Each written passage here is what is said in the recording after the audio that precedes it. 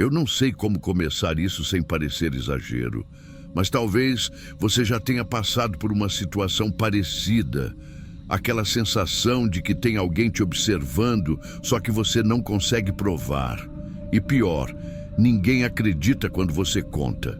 Eu me mudei para essa casa depois de um mês inteiro, procurando feito louca, porque o dono do apartamento onde eu morava decidiu vender tudo de repente. Tive 2 semanas para sair, no meio de um monte de problema no trabalho. A casa que encontrei ficava numa rua bem tranquila da Zona Oeste, bairro residencial, parecia perfeita. Portão alto, casas organizadas, tudo silencioso. Gente que acena de longe, mas não se mete. No começo foi até bom. Silêncio total à noite, nenhuma bagunça, nenhum vizinho barulhento. E por uns dias eu achei que tinha finalmente achado um lugar onde eu ia conseguir respirar em paz. Mas aí começou uma coisinha, um incômodo pequeno, um detalhe. Sempre que eu ia até a cozinha de manhã, abrir a janela para deixar o sol entrar, tinha um homem parado do outro lado da rua. Ele ficava em pé, na frente da casa dele, como se estivesse esperando alguma coisa, braços cruzados, encostado na garagem. No primeiro dia eu pensei, deve estar esperando alguém, ou esperando o Uber, sei lá. Só que ele não olhava para o celular. Ele também não andava, não falava com ninguém. Ele só estava ali. No segundo dia, a mesma coisa. E aí eu comecei a reparar que era sempre na mesma hora, entre 7 e 7:30. Sempre quando eu abria a cortina da cozinha. Como se ele já soubesse que eu ia abrir. Eu tentei me convencer de que era só coincidência. Talvez fosse o horário dele sair para trabalhar, ué. Só que eu nunca vi esse homem sair, nem com bolsa, nem com mochila, nem com carro. Ele simplesmente ficava ali. Às vezes sumia por umas horas, mas à noite ele estava lá de novo. E o pior, do mesmo jeito, em pé, de braços cruzados, olhando para minha casa. Não direto, mas perto demais. Na terceira noite, eu fechei todas as cortinas antes de escurecer. Eu me senti meio ridícula fazendo isso, sabe? Como se fosse uma adolescente com medo do escuro. Mas funcionou. Ou pelo menos parecia. Só que por volta das 2 da manhã, eu acordei com um barulho que parecia um raspado. Tipo ferro no chão, bem de leve. Levantei da cama e fui até o quarto da frente, que dava para a rua. O vidro da janela era fosco, mas dava para ver sombras. E ali, no meio do quintal dele, tinha uma escada grande, daquelas extensíveis, e ele estava empurrando ela com cuidado pelo chão na direção da lateral da casa dele. De novo com os braços cruzados, como se nem estivesse com pressa. Eu fiquei ali, paralisada. Aquilo não fazia sentido nenhum. Quem empurra uma escada no quintal às 2 da manhã? No dia seguinte, ele não apareceu de manhã. Mas à noite, quando eu estava no sofá da sala, com a TV ligada baixinho, alguém passou na frente da minha janela. Lento. A sombra era alta. Eu corri até a cozinha para ver. E juro por tudo que é mais sagrado, ele estava do lado de fora da própria casa de novo, mas agora encostado no muro. Do lado de dentro do quintal dele, sim, mas a posição do corpo dele parecia diferente. Como se ele estivesse tentando ouvir alguma coisa. Eu fiquei parada por um tempo, fingindo que não tinha visto. E aí fiz uma besteira. Deixei a TV ligada e fui para o meu quarto, achando que ia conseguir dormir com aquele barulho de fundo. Por volta das 3h, eu acordei de novo. Um toque seco, como se algo tivesse batido contra a parede. Levantei num impulso, porque o som parecia vir da parte de cima da casa, do meu quarto, e eu já estava tensa desde os dias anteriores. Então fui direto para a janela e não sei nem como explicar isso. Ele estava lá, na janela do 2º andar, o rosto dele colado no vidro. A poucos centímetros, ele estava em cima da escada, aquela mesma escada que eu vi ele arrastando na noite anterior. Os olhos dele não se mexiam, só olhavam direto, como se nem piscasse. E o mais perturbador era que ele estava sorrindo, mas não era um sorriso grande. Era só um canto da boca, levantado, uma expressão quase satisfeita. Eu gritei, fechei a cortina com força e corri para o celular. Liguei para a polícia tremendo, sem saber se ele ainda estava lá. Eu expliquei tudo, do jeito mais direto que consegui. Eles disseram que iam mandar uma viatura. Uns 20 minutos depois, chegaram. Eu fui até o portão encontrar os agentes. O carro do vizinho estava estacionado como sempre, e ele apareceu normalmente do quintal, com um casaco nas mãos. Disse que tinha ido verificar um problema no telhado, que a calha estava solta e poderia causar infiltração. Eu fiquei olhando para a cara dos policiais, esperando que eles reagissem. Que eles dissessem, mas por que o senhor estava em cima da escada olhando pela janela da vizinha? Mas não. Eles conversaram com ele por uns 5 minutos e depois vieram falar comigo. Disseram que não podiam fazer nada, que ele estava na casa dele, que não havia invadido meu terreno nem feito nenhuma ameaça direta, que ele estava no direito dele. Eu tentei explicar de novo. Disse que ele estava me observando, que ele esperava eu abrir a cortina, que ele arrastava a escada de madrugada, que ele... Mas no final, eu sabia que não adiantava. A escada estava na propriedade dele. A parede que ele encostou era minha, mas a escada estava do lado de lá. O olhar dele não era prova de nada. A posição, o horário, tudo isso só contava como estranho, não como ilegal. Eu não dormi aquela noite, e nem nas seguintes. Passei a andar pela casa com todas as luzes apagadas. Evitava chegar perto das janelas. Só usava o banheiro do térreo. E comecei a colocar caixa na frente das cortinas, como se isso fosse impedir alguma coisa. Mas no fundo, eu sabia que não era só medo, era vergonha. Vergonha de parecer exagerada, de parecer louca. E era exatamente isso que me deixava mais apavorada. A ideia de que ele sabia disso, que ele sabia que eu não ia conseguir fazer nada, que ele podia continuar olhando, observando, e que o simples fato de eu perceber já era o que ele queria. Eu sei que parece coisa da cabeça, mas eu juro por tudo. Eu acho que o que ele gostava era de me ver percebendo. Uns 2 dias depois daquela madrugada com a escada, eu me peguei fazendo uma coisa que eu odiava admitir. Comecei a espionar ele também. Sim, comecei a deixar a cortina da sala um pouco aberta, só o suficiente para eu enxergar lá fora sem ser vista. E fiquei ali por horas, sentada no chão, no escuro, só observando o lado de lá da rua. Ele não se mexia muito. Às vezes ficava até 40 minutos na mesma posição, encostado na grade, braços cruzados, rosto imóvel, em silêncio. Não dava para ver se ele estava olhando exatamente para minha casa ou para outra coisa, mas, no fundo, eu sabia. O mais bizarro é que ele nunca olhava direto para a janela. Era como se ele mirasse uns 2 palmos para o lado, mas mesmo assim dava aquela sensação horrível de estar sendo observada por alguém que está fazendo de propósito. Eu não contei nada para ninguém por um tempo, mas chegou um momento em que eu precisava entender se era só comigo. Então, numa manhã em que fui levar o lixo para fora, encontrei uma vizinha um pouco mais velha do lado de fora. Ela morava 2 casas antes da dele. Quando eu comentei, meio por alto, que achava o vizinho da frente meio esquisito, ela soltou uma risada que na hora me arrepiou inteira, uma risada nervosa. Ela falou baixo, como quem tem medo de ser ouvida. Você também está começando a perceber, né? Foi só isso. Mas aquilo me travou. Eu perguntei se ela já tinha visto alguma coisa e ela respondeu com outra pergunta. Ele já subiu com a escada? Ali, eu soube que o que eu estava vivendo não era isolado. Ela me contou que meses antes viu o homem encostado na grade da casa dela umas 3 vezes, sempre à noite, sempre calado, e que quando o marido dela foi falar com ele, o homem apenas voltou devagar para o portão da própria casa e entrou, sem responder nada, sem expressão, como se não tivesse feito nada demais. Ela não chegou a chamar a polícia, mas passou a colocar jornal nas janelas e disse que desde então ele não apareceu mais para ela. Depois dessa conversa, eu comecei a pensar em ir embora.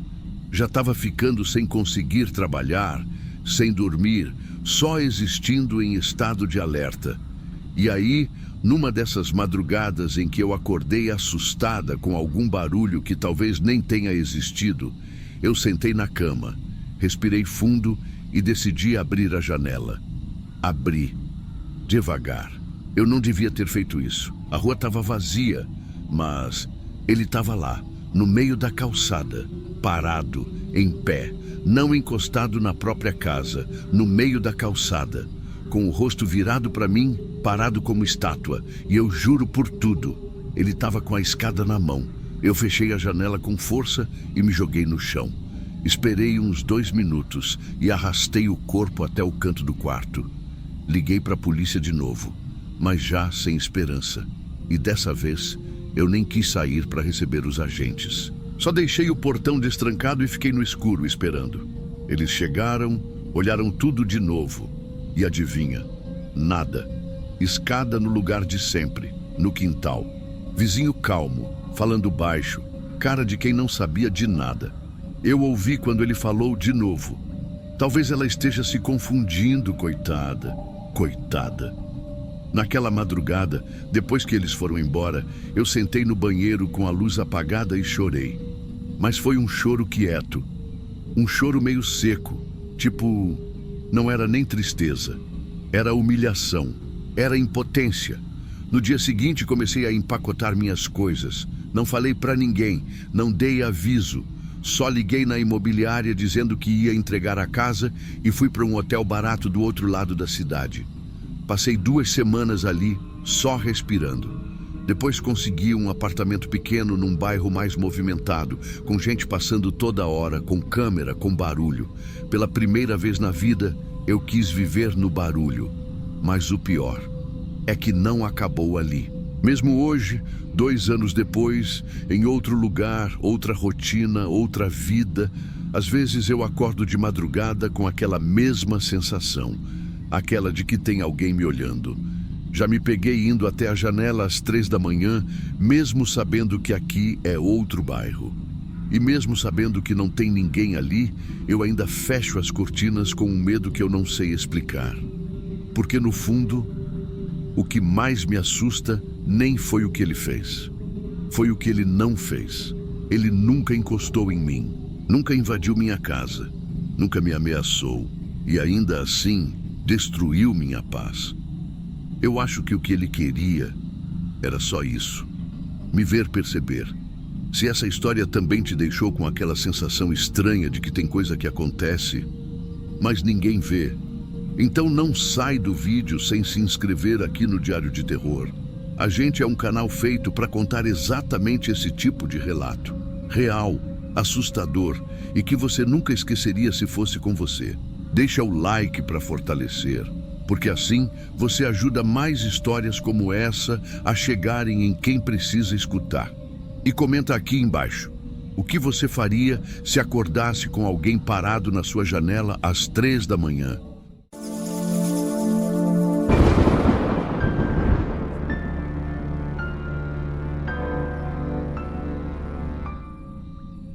Eu acho que tem coisa que a gente só entende depois que passa. Ou pior, só entende quando quase acontece. E eu não tô falando de acidente de carro, nem de susto bobo. Tô falando daquela sensação estranha, difícil de explicar, mas que trava seu corpo de um jeito que você nunca tinha sentido antes. Aquela sensação de que alguém entrou no seu espaço. E não é porque deixou a porta aberta, não. É porque ele já tinha a chave. Eu morei quase 6 meses numa casa alugada, num bairro rural aqui de Minas. Não é tão longe da cidade, mas também não é perto o suficiente para você gritar e alguém ouvir. Era tipo um recanto, sabe? Bem simples, com varanda na frente, cozinha americana e uma área de mato grande no fundo que dava direto num caminho de terra batida. Achei que ia ser bom para mim. Eu estava vindo de burnout, de pressão no trabalho e resolvi fazer home office mais afastada do caos. O dono da casa era um homem de uns 50 e poucos anos. Moreno, meio encurvado, sempre de camisa de botão e boné. O tipo de gente que fala baixo, quase murmurando, e desvia o olhar quando você tenta conversar olho no olho. No início, parecia respeitoso. Só falava o básico.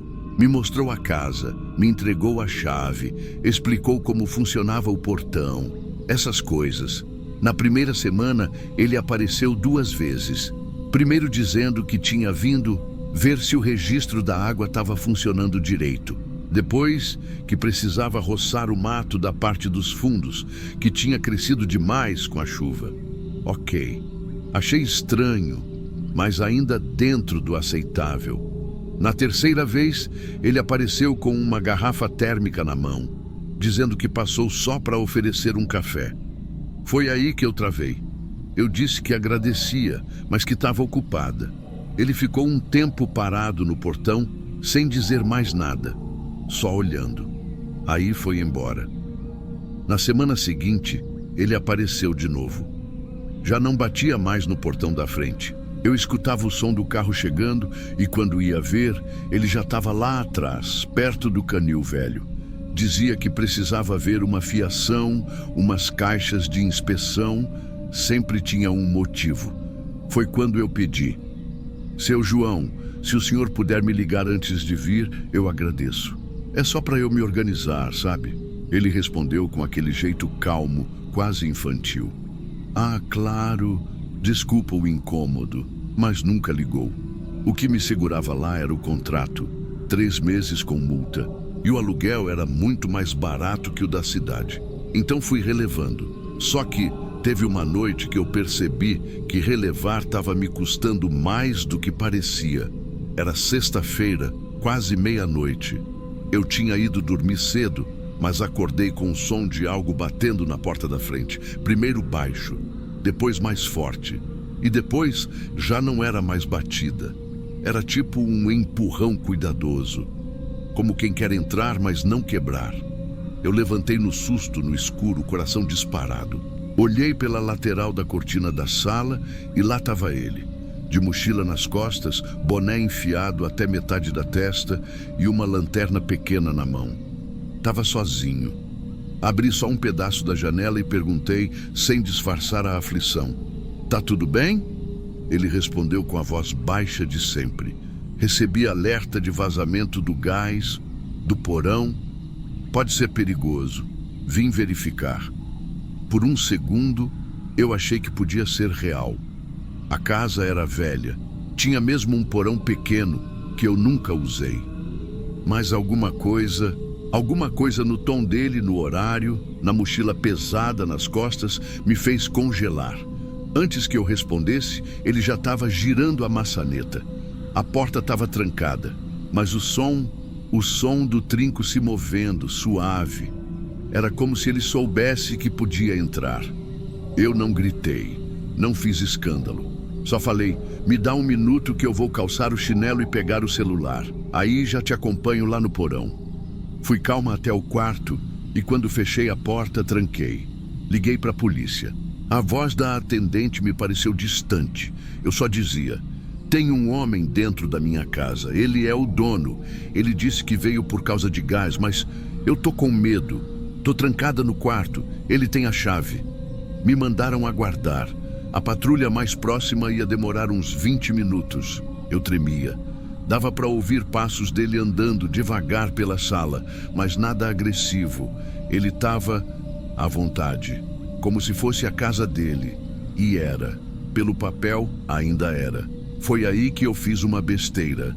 Espiei pela fresta da porta do quarto e vi que ele tinha deixado a mochila em cima da mesa da cozinha. Saí no corredor de fininho, sem fazer barulho. Me aproximei. A mochila não estava fechada. Lá dentro, não tinha ferramenta de gás. Não tinha cano. Não tinha chave de grifo, nem medidor de pressão. O que tinha era pano grosso, fita larga, tipo fita de prender caixa, mas mais resistente. E algo que parecia um abraçador metálico. desses que se usa para prender tubo em parede. Mas não tinha tubo nenhum.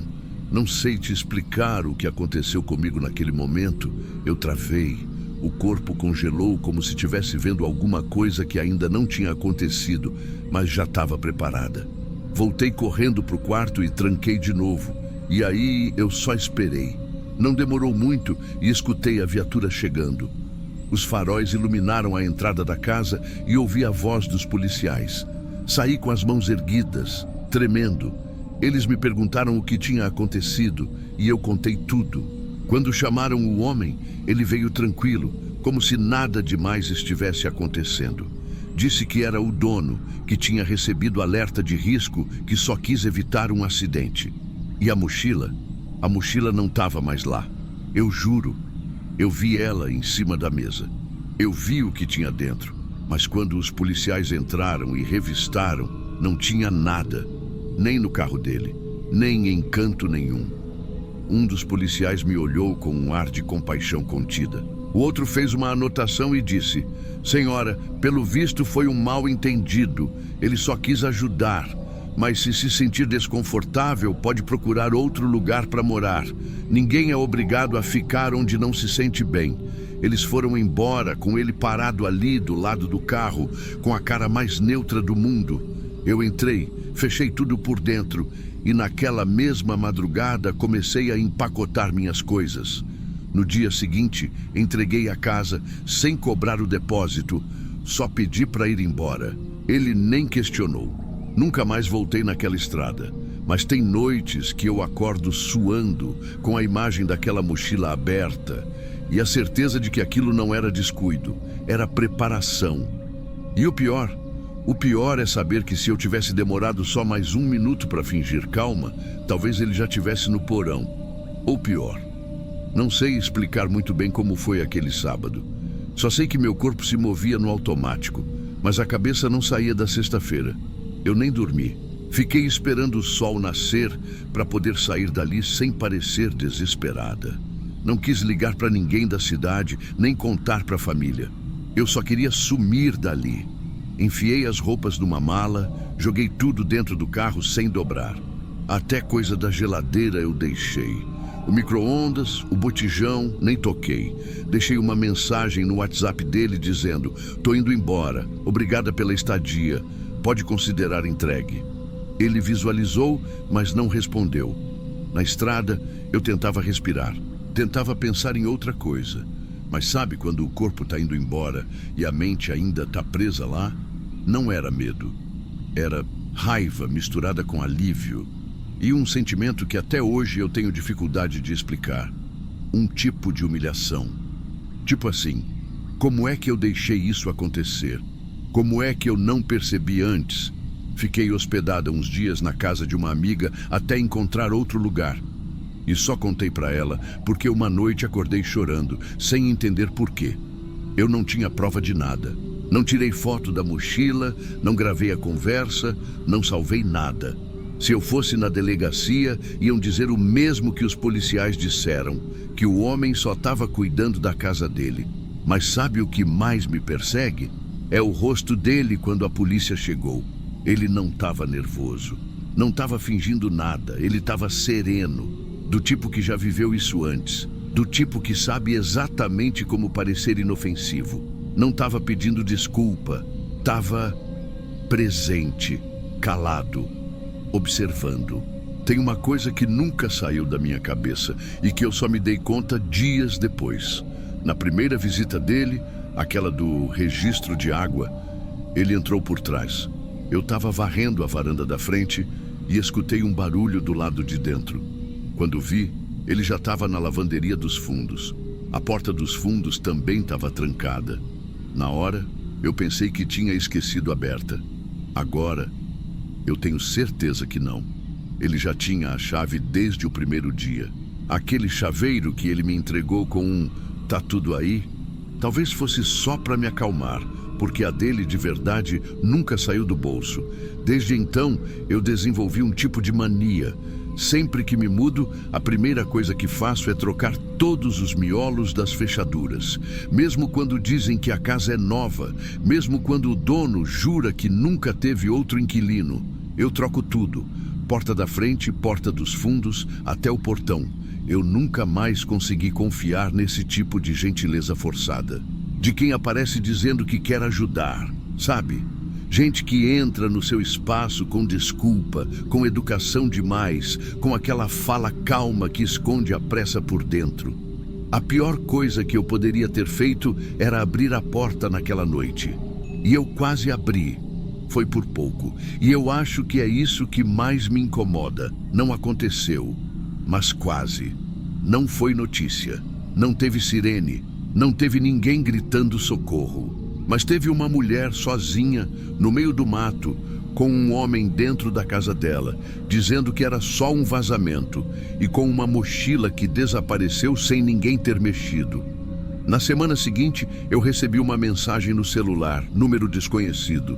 Não tinha nome, não tinha foto, só dizia: se precisar voltar, a casa ainda está disponível. Sem multa, sem pressa. Cuide-se. Bloqueei na hora. E fiquei me perguntando: era para ser um aviso, um convite, ou só uma provocação de alguém que achou que tinha vencido? Não respondi. Não falei com mais ninguém sobre isso. Mas eu sempre me pergunto: e se ele já tivesse feito isso com outras mulheres? E se da próxima vez ela não tiver tempo de se trancar no quarto? Ou pior, e se o plano dele só falhou porque eu vi a mochila antes da hora?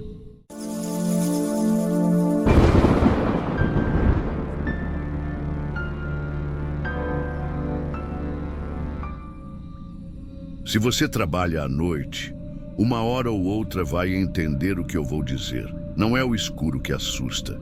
Não é nem o silêncio. O que faz a gente tremer de verdade é quando tem alguém ali, parado, te olhando, e você não sabe o que essa pessoa quer.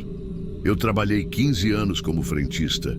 Virei à noite em posto vazio, com chuva fina, com neblina, com cliente estranho, bêbado, casal brigando no carro, de tudo. Nunca fui de assustar fácil. Nunca. Mas teve um dia que quebrou isso aí dentro de mim. Eu conto com calma, porque até hoje não entendi direito o que foi aquilo. Era começo de novembro. Chuva leve, daquelas que não encharcam de vez, mas ficam ali, ensopando você aos poucos, sem pressa. A pista estava molhada, a bomba estava limpa, o caixa fechado. Madrugada tranquila, por volta de umas 2:30, 3 da manhã. Eu estava dentro da loja de conveniência, sentado atrás do balcão, mexendo no celular. Só tinha eu no turno. Meu colega tinha sido transferido e o patrão nunca repôs. Então virou isso, eu sozinho. De olho na pista, nas câmeras e esperando qualquer alma viva para abastecer. Foi aí que eu vi o vulto parado debaixo da marquise. O reflexo na porta de vidro me fez levantar na hora. Não era um carro, era um homem, parado do lado de fora, bem na parte onde o toldo cobre. De capuz, encharcado. Não fez sinal nenhum, só ficou ali. Eu fiquei esperando ele bater, falar alguma coisa, mas ele só olhava. E não era um olhar normal, era como se ele estivesse esperando eu fazer alguma coisa. Passou uns segundos e ele bateu. Não foi com a mão espalmada, foi com os nós dos dedos. Sabe aquele som seco? Toque, toque, toque. Eu fui até a porta, meio receoso, mas abri. Ele entrou, estava ensopado, o capuz pingando, a blusa colada no corpo. Não disse nada, só apontou para o expositor de cigarros atrás de mim. Entreguei o maço, ele colocou uma nota amassada em cima do balcão. Peguei o troco, devolvi. Nem agradeceu, saiu andando, pé por pé, na mesma direção de onde tinha vindo, para a estrada. Pensei que fosse só um desses andarilhos que cortam a cidade a pé. Mas alguma coisa nele ficou na minha cabeça. Um incômodo pequeno, porque ele não tinha cheiro de rua, sabe? E o tênis que ele usava era novo, branco, sem marca de barro, sem sinal de uso. Mas passou. Me distraí de novo, mexi no estoque, ajeitei umas latas, voltei para trás do caixa. Uns 10, 15 minutos depois, ele voltou. Só que dessa vez, ele estava com um galão azul na mão, desses que a gente usa para vender gasolina para cliente que ficou na reserva. Era o nosso mesmo. Estava vazio. Ele tinha pegado ali, do lado da bomba, e na outra mão, um cartão. Ele me entregou o cartão com a maior calma do mundo. Não abriu a boca, só apontou para o galão e depois para a bomba. Não falou uma palavra, mas fez um gesto com a mão, tipo um "ajuda aqui". Eu não sabia se ele era estrangeiro, se tinha alguma condição, sei lá. Não parecia alterado, só quieto demais. Peguei o cartão, passei no leitor portátil que a gente usava do lado de fora e comecei a abastecer o galão. Ele ficou atrás de mim, de pé, silencioso, a uns 2 passos. No posto tem uma luz amarela que fica acesa direto e ela batia nele de um jeito meio estranho. Deixava o rosto meio escondido. E tinha uma coisa que eu só fui perceber ali, com ele parado daquele jeito. O homem estava encurvado. Não era postura de frio. Era como se ele estivesse desconfortável no próprio corpo. Eu fui enchendo o galão, mas o silêncio começou a me incomodar. Olhei de canto de olho para trás e ele ainda estava lá, parado. E foi bem nessa hora que ouvi um estalo seco vindo de dentro da loja. Na mesma hora, me deu aquele gelo. Deixei o galão ali mesmo e fui correndo para a porta. A loja estava com a luz acesa, mas eu não vi ninguém. Quando entrei, parecia tudo normal, mas aí ouvi um barulho de plástico se mexendo. Lá atrás, perto do caixa. Dei a volta no balcão e o que eu vi não sai da minha cabeça até hoje. Tinha um segundo homem, já dentro da loja, com uma mochila nas costas, pegando dinheiro do caixa e enfiando tudo junto com salgadinho, bebida, o que dava para levar. Ele me viu. E não teve ameaça, não teve conversa. Ele só veio para cima. Eu tentei correr, tentei gritar, mas eu só lembro do impacto. Um golpe seco, uma pancada forte na lateral da cabeça. Não sei com o quê. Só lembro do chão ficando longe e depois escuro. Apaguei. E quando acordei, eu acordei no chão gelado da loja. A cabeça latejava. Senti algo escorrendo do lado do rosto. Era sangue. Tinha pingado no uniforme, na gola. O chão estava meio embaçado, mas eu via que as prateleiras estavam todas bagunçadas.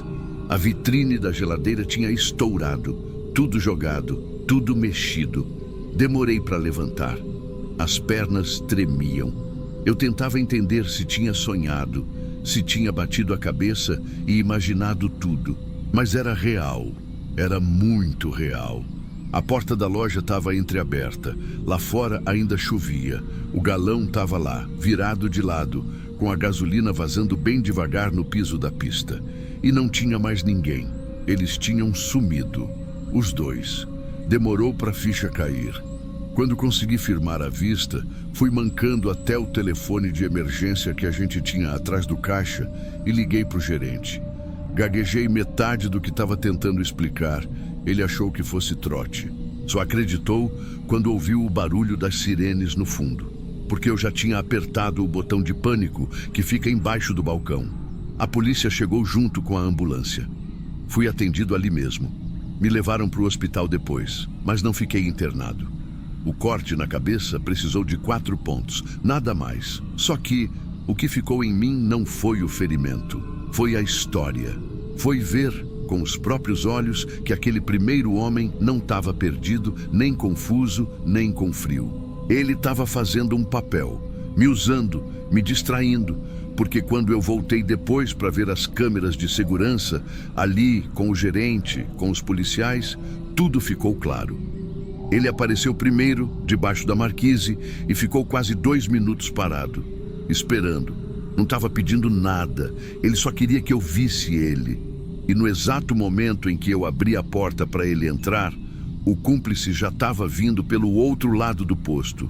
Entrou pela lateral da loja, sem ser visto, sem acionar alarme.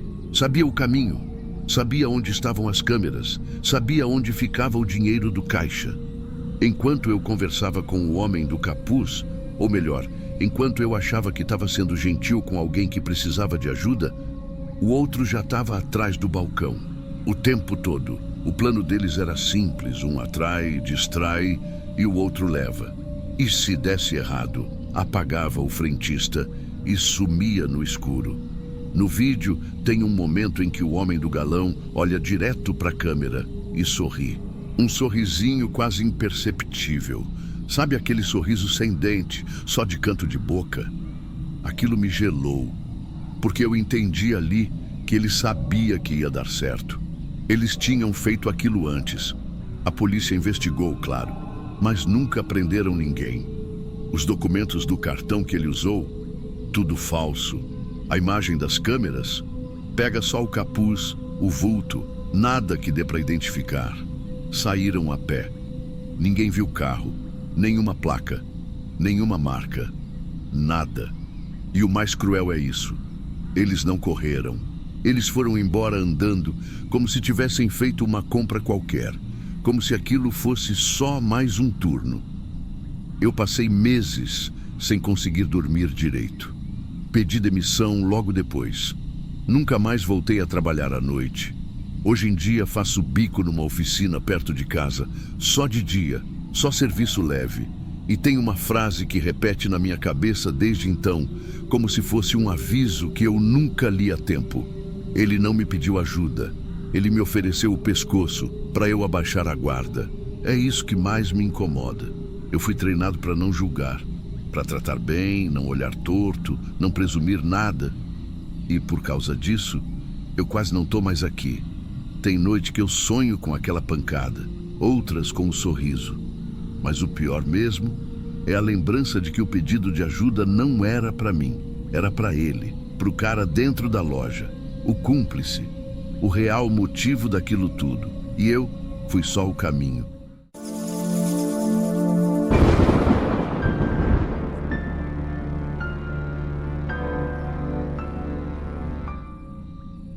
Eu sei que pode parecer estranho o que eu vou dizer, mas aqui no meu bairro a gente aprendeu a andar com um certo cuidado, com um certo respeito, principalmente quando o caminho passa pela quadra da antiga boate Kiss.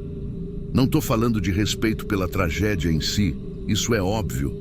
Estou falando de um tipo de respeito diferente, um que vem do corpo, sabe? Que faz você mudar de calçada sem nem pensar, evitar olhar, fingir que não ouviu, falar mais baixo e, se puder, nem passar. Muita gente acha que com o tempo a cidade foi seguindo a vida, que virou página. Mas quem mora a 2, 3 quadras dali sabe que tem coisa que não passa, que não evapora. Eu cresci ali. Me criei ouvindo os nomes das vítimas.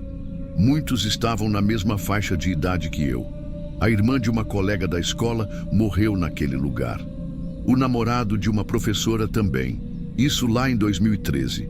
E ainda assim, toda vez que eu passo ali, mesmo que não queira, meu peito prende. E olha, eu sou uma pessoa bem racional. Não sou de acreditar em tudo que contam. Só que tem coisa que não precisa aparecer para ser real. Essa história aconteceu no fim do ano passado. Mais precisamente numa noite de sábado, voltando de um aniversário de uma amiga da faculdade. Era um grupo pequeno, perto dali mesmo. Tava tarde, umas 2 da manhã. Eu ia dormir na casa da minha prima, que morava a poucos minutos a pé. E a ideia era seguir pela Avenida Medianeira e contornar a quadra da boate, como eu sempre fazia. Só que, por um momento, não sei explicar o porquê. Eu pensei, tá tudo tão calmo, vou cortar caminho por dentro. Foi uma escolha besta, quase automática. E hoje, eu não entendo como é que eu achei que seria uma boa ideia. Quando virei na rua, ali pela Andradas, senti uma coisa que é difícil descrever. Não era medo, era pressão, tipo quando a gente entra numa sala muito abafada. Mas estava fresco naquela noite. E ainda assim, parecia que o ar tinha ficado grosso. A rua estava vazia, tudo em silêncio, mas um silêncio forçado, sabe? Não era aquele silêncio natural da madrugada. Era como se alguém tivesse desligado o som daquela parte da cidade. Nem grilo, nem carro, nem passos. E por falar em passos, os meus pareciam duplicados. Eu andava e sentia que vinha um som junto, um meio segundo depois. Mas quando eu parava, tudo parava também. Foi aí que eu comecei a achar que tinha alguém atrás de mim. Mas não vi ninguém. Aumentei o passo. Olhei para trás umas 3 vezes. Nada. Nenhuma alma viva na rua. Quando passei exatamente em frente ao prédio, sem querer olhei para a porta. O lugar hoje é murado, sem letreiro, abandonado, mas mesmo assim me deu um aperto no estômago e juro, sem som, sem vento, sem movimento, eu senti como se tivesse gente lá dentro. Muita gente, parada, em pé, olhando para fora. Não estou dizendo que vi vulto, que ouvi vozes, nada disso. Mas é como se o corpo entendesse algo que os olhos não veem. Sabe quando entra num lugar e percebe que está sendo observado? Só que ali, mesmo com tudo fechado, dava essa mesma sensação. Como se o que tivesse ali dentro não fosse visível, mas estivesse. Atravessei aquele pedaço o mais rápido que pude. E quando cheguei na esquina, quase correndo, vi um senhor na outra calçada.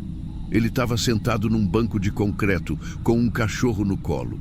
Um velhinho, desses que todo mundo do bairro já viu, mas nunca falou com. Ele olhou para mim, levantou o queixo devagar, como quem faz um aceno mudo, e falou só uma frase.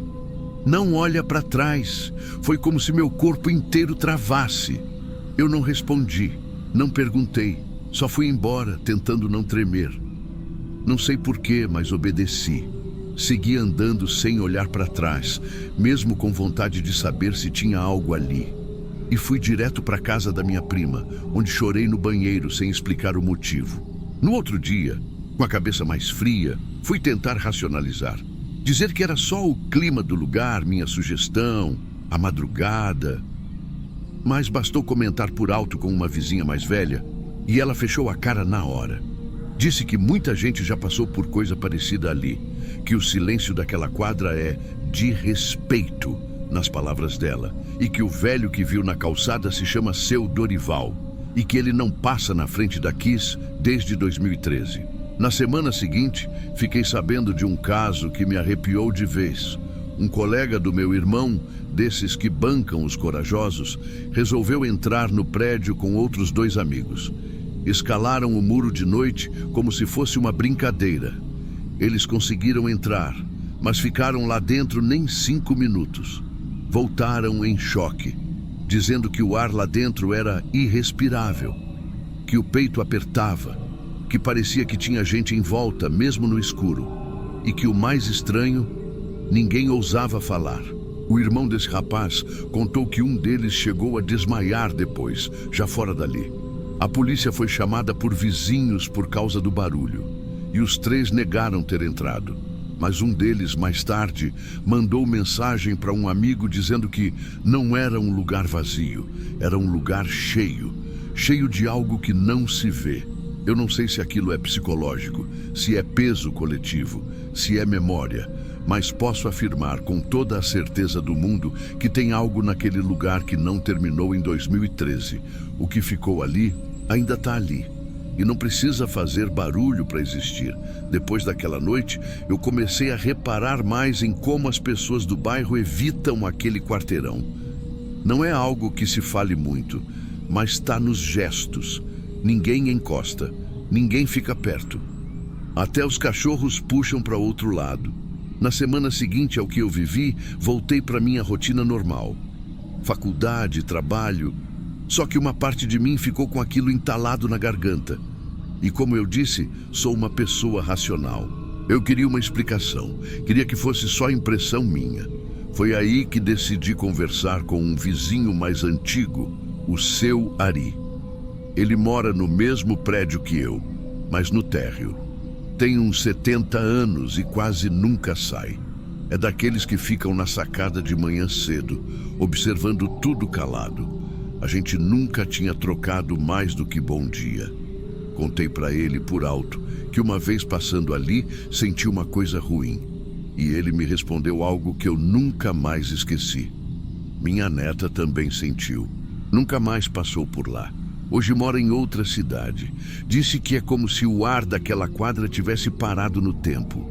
E eu acredito. Depois disso, fiquei uns dias sem conseguir dormir direito. Eu me sentia vigiada, mas não no sentido de alguém me olhando da janela. Era outra coisa, tipo uma presença constante, silenciosa, mas ali. Até que teve um episódio que meio que confirmou para mim que aquilo tudo não era só coisa da minha cabeça. Era uma tarde comum, fim de aula, voltando de ônibus. Como era cedo, resolvi descer alguns pontos antes para andar um pouco. Eu vinha escutando música no fone, distraída, até que a playlist parou do nada. Achei que o celular tinha travado. Tirei o fone. E foi aí que ouvi um som abafado. Parecia uma voz, um som abafado, como se estivesse vindo de trás de uma parede. Não dava para entender o que dizia, mas parecia um chamado. Sabe aquele tipo de som que faz a gente franzir a testa e ficar parada tentando decifrar se é real? Me aproximei devagar, olhando para os lados. A rua estava com movimento normal, carros passando, mas ninguém mais parecia ter ouvido. Eu fiquei parada por uns segundos, olhando para o portão enferrujado do prédio abandonado, e o som parou. Do nada. A rua seguiu normalmente, e eu fiquei ali, sozinha, com aquela sensação que nunca passava, a de que aquilo ali não devia ser só um prédio vazio. Voltei para casa quase correndo. Não falei para ninguém naquele dia. Só escrevi num caderno, como se guardar aquilo no papel fosse me ajudar a entender. Mas a verdade é que aquilo só crescia dentro de mim. Teve um domingo em especial, o mais difícil de todos. Era aniversário da tragédia, 10 anos. A cidade inteira ficou mais silenciosa. Programações de homenagem, muita flor deixada na frente do prédio. Eu passei por lá de carro com minha mãe. E mesmo dentro do carro, com o vidro fechado, minha mãe comentou: "Parece que o ar está mais pesado hoje." Ela nunca fala essas coisas, nunca. E naquele momento eu entendi, não era só comigo, não era invenção, não era sensibilidade. Era um tipo de eco, um tipo de memória que não se apagou. Alguns meses depois, reencontrei uma colega da escola, a irmã daquela menina que perdeu a vida na boate. Conversamos rápido, mas ela disse uma frase que me travou. Ela ainda está lá, sabia? Não sei explicar. Mas tá. A forma como ela disse, com calma, sem raiva, sem lágrimas, foi mais pesada que qualquer grito. E eu comecei a pensar, talvez o que assombra aquela quadra não seja o que a gente acha que é. Talvez não seja fantasma, nem espírito, nem algo querendo assustar. Talvez o que pesa ali seja o que sobrou, o que não foi, o que ficou pendurado no ar. O silêncio que devia ter sido música, a correria que devia ser dança, os gritos que deviam ser risos. Eu nunca mais passei por lá sozinha à noite. Nunca mais cortei caminho. E não por medo de ver algo, porque lá ninguém vê. Mas quem sente, entende. Às vezes, a rua está cheia. Tem gente indo e vindo, tudo normal. Mas o pedaço da quadra parece outro ambiente. Como se fosse uma parte da cidade que ficou congelada no tempo. Como se o mundo inteiro tivesse seguido, menos ali. Outro dia, voltando do mercado, vi um pai puxando o filho pequeno pela mão. O menino, quando passou em frente ao portão da boate, parou de andar. Ficou olhando para o prédio com uma cara estranha, como se ouvisse alguma coisa.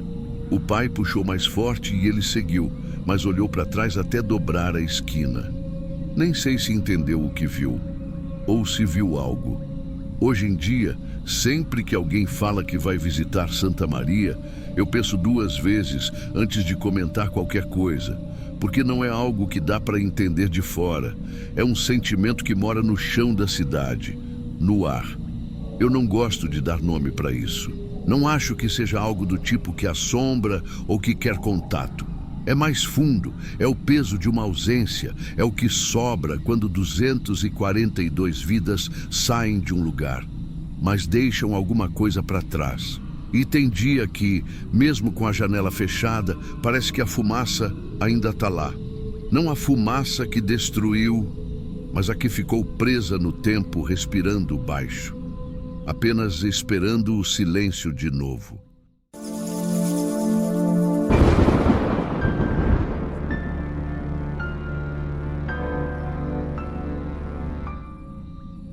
Eu vou direto ao ponto porque, sinceramente, até hoje eu não gosto de falar muito disso. Mas foi naquela casa que eu aprendi que tem situações que não são pra gente entender. São pra gente sair vivo. Isso aconteceu comigo há pouco mais de um ano. Um amigo meu, o Gustavo, ia viajar a trabalho por 2 semanas e me perguntou se eu queria ficar na casa dele nesse tempo. Era uma casa boa, num bairro residencial tranquilo aqui de São Paulo.